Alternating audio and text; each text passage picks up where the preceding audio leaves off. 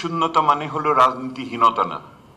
রাজনৈতিক শূন্যতা তাকেই বলে যখন দেশের শাসনকর্তারা তারা কার্যত দেশের ভিতরে তাদের নিয়ন্ত্রণ, ব্যবস্থাপনা এবং তাদের অভিষ্ট লক্ষ্যকে বাস্তবায়ন করতে যথোপযুক্তভাবে কার্যকর হন না।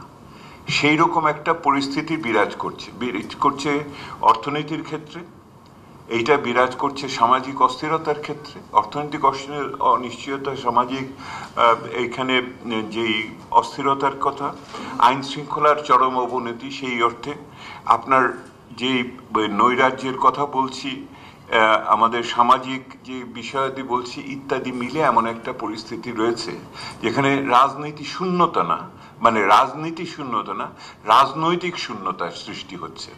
তো রাজনৈতিক শূন্যতাকে বোঝাপড়া করার ক্ষেত্রে সমাজবিজ্ঞান বা ইতিহাস আমাদের দুই ধরনের সমাধান দেয়। এক ধরনের সমাধান দেয় হলো যে এই রাজনৈতিক শূন্যতাকে সঠিক করার জন্য দায়িত্বশীল বিদ্যমান ক্ষমতায় আছে তাকে আরো শক্তিশালী করা, তার কিছু সক্ষমতা অর্জন করা, এবং সেই সক্ষমতা অর্জন না করলে তার যে মূল লক্ষ্য নির্বাচন বা এমনকি সংস্কার, সেগুলি করতে সে পারবে না। আর দ্বিতীয় সমাধান হয় অনেক ক্ষেত্রে, যদি সেই সরকারকে বা রাষ্ট্র ক্ষমতাকে আমি শক্তিশালী করতে না পারি, তাহলে অনেক ক্ষেত্রে সেই সরকারের পরিবর্তন ঘটে। হয় পরিবর্তন, নয় শক্তিশালীকরণ। দুটোর একটার ব্যতিরিকে এই মুহূর্তে একটি সুষ্ঠু নির্বাচন করার ক্ষেত্রে যে পথরেখা, সেই পথরেখা স্পষ্ট না। মানুষ বলছে নির্বাচন কি হবে কিনা অনিশ্চয়তার, আবার কেউ কেউ তার চেয়েও বড় প্রশ্ন করছে, যেই নির্বাচনটা হবে সেটা কি গ্রহণযোগ্য হবে কিনা। যেহেতু এখন নির্বাচনের গুণমান সম্পর্কে এখন প্রশ্ন উঠছে, সেহেতু যতই বলি আমরা কেন পৃথিবীর কোনো শক্তি আটকাতে পারবে না, যেই নির্বাচনটা যেটাকে আটকাতে পারবো না সেটা কি গ্রহণযোগ্য হবে কিনা, সুষ্ঠু হবে কিনা, এইটা। এবং তারপরেও বলছে ওই নির্বাচন যদি সুষ্ঠু ঠিক মতো না হয় তাহলে তো রাজনৈতিক সংকট কাটবে না, তাহলে কি আবার নির্বাচনে যেতে হবে? তাহলে রাজনৈতিক শূন্যতা কাটানোটাই এখন সবচেয়ে বড় বিষয় হয়ে গেছে। আমার শেষ কথাটা যেটা ওই খুলনাতে বলেছেন একজন, আমার কাছে খুব পছন্দ হয়েছে কথাটা। আমি বলছি আপনারা নির্বাচনের জন্য এত ব্যস্ত হয়ে গেছেন, বলে অন্যগুলো যা হবে হবে, আমরা জানি বিচার লাগবে, এটাও করতে হবে, সংস্কার লাগবে, এটাও করতে হবে। এখন বিচার এবং সংস্কার এবং নির্বাচনের সাথে আমাদের এখনো এক নম্বরের চিন্তা হলো আইন শৃঙ্খলা,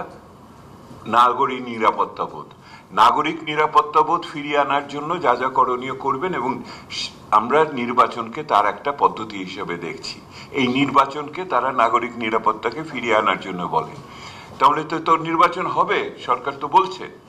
তো এটার ভিতরে কোথায় যেন বিশ্বাস হয় না। তারপরে বলে, দেখেন দাদা, দর্শক তো প্রস্তুত, কিন্তু মঞ্চ তো প্রস্তুত না। দর্শক নির্বাচনের জন্য প্রস্তুত, কিন্তু মঞ্চ তো প্রস্তুত না। মঞ্চের মূল নায়ক নায়িকারা তাদের ভূমিকা সম্বন্ধেও এখনো প্রস্তুত না।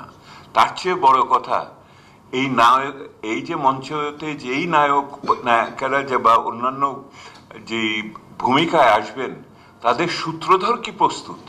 সেই সূত্রধর প্রস্তুত কিনা সেই প্রশ্ন আসছে। সেহেতু বাঙালির কাছে এখন একটাই যে মঞ্চ প্রস্তুত না করাটাই এখন আমাদের বড় কাজ। সেই মঞ্চ প্রস্তুতের জন্য আরো অন্যান্য জিনিস আছে, আপনারা এখানে বলবেন। আমি মনে করি যে বাংলাদেশের এখন ওনারা যেই পরিশ্রমটা করেছেন তার জন্য অনেক ধন্যবাদ, কৃতজ্ঞতা। আমি মনে করি অনেক ধরনের নতুন সেই আমাদের